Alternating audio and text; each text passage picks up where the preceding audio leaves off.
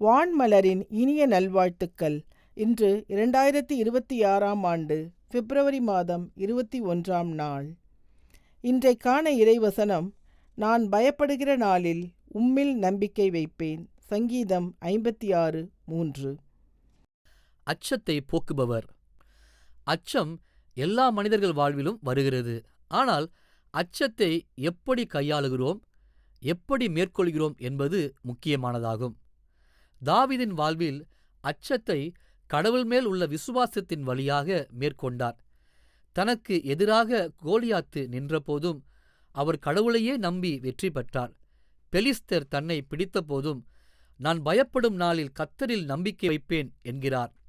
பொதுவாக பயம் நம்மை ஆக்கிரமிக்கும்போது எல்லாவற்றையும் மறந்து விடுவோம்.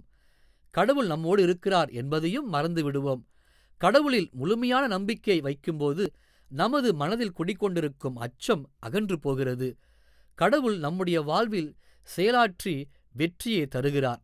இயேசுவோடு அவருடைய சீடர்கள் படகில் பயணம் செய்தனர். திடீரென புயல் வீசியது.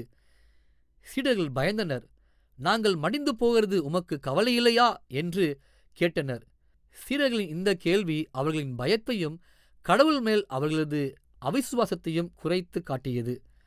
காற்றையும் கடலையும் அமைதிப்படுத்தின இயேசு, அற்ப விசுவாசிகளே, ஏன் சந்தேகப்பட்டீர்கள் என்று கேட்டார். நம்மை பயப்படுத்துகிற காரியங்கள் நடைபெறும்போது கடவுளை பற்றி பிடித்து கொள்வோம்.